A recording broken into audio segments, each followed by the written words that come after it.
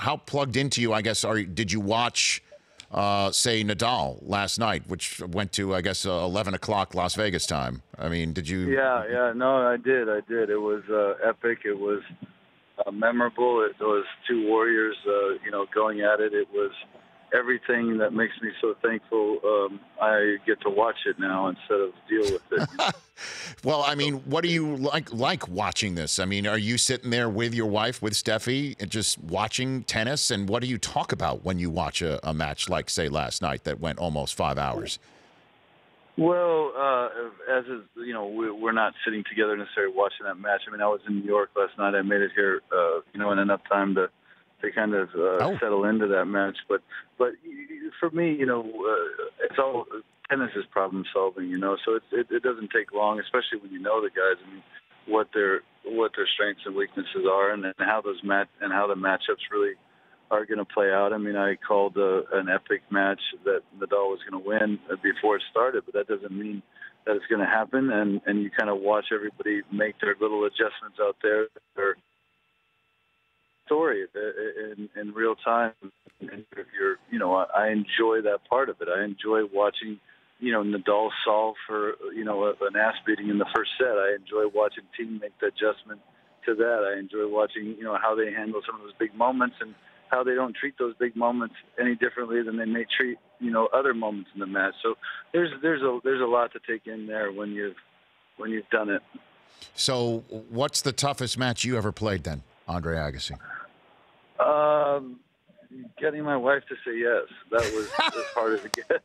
That was as hard as Did you get your ass beaten in the first set of that one? Oh, I was down 2 sets in a break. Are you kidding? I mean, I came out of the grave to pull that one out.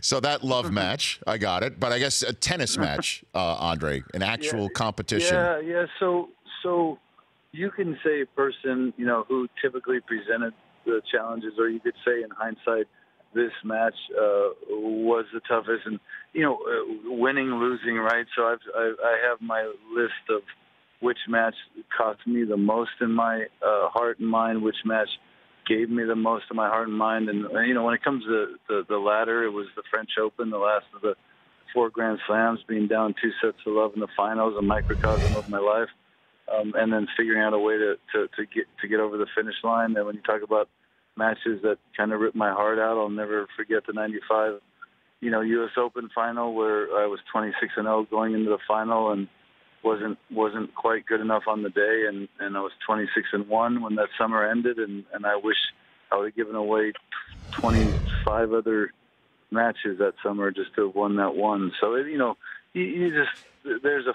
flood of memories, and when you play 1,200-1,400 matches in your life, it seems like you remember sometimes every one.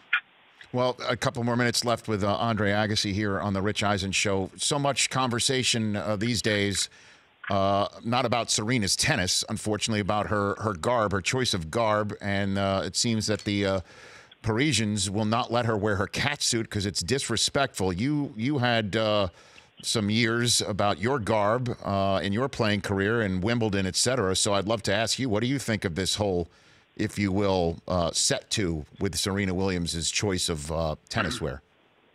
Well, listen, she's a hell of an athlete, and to me, when she wears stuff like that, it just shows more of what an athlete she is, and it's not a big deal to me personally, but I remember playing in Paris, and at the time, the president of the federation had an issue with what I wore and suggested that they should move to the Wimbledon kind of dress code, and my comment at the time was, if you want to move to the Wimbledon dress code, then move to the Wimbledon, no sponsorships on the court deal too. So as a business, you have to make a decision, and would I make the same decision? I would not. Serena wearing a catsuit, as far as I'm concerned, helps my business, and so it all depends what your perspective is. The tradition of the game, morphs and changes over the years, and one can always argue if a change is good or not. Playing the Open semifinals on a Saturday followed by Sunday, now giving the guys a day off, puts an asterisk next to every other champion that's ever played this game. So, when you make these decisions, you can't make them in a vacuum. You have to you have to really consider it in context of not just where the sport's been, but where you also want it to go. And I suppose they have the right to do it, but I would understand, Serena's right to wear what she wants. The Rich Eisen Show, weekdays at noon Eastern on Audience.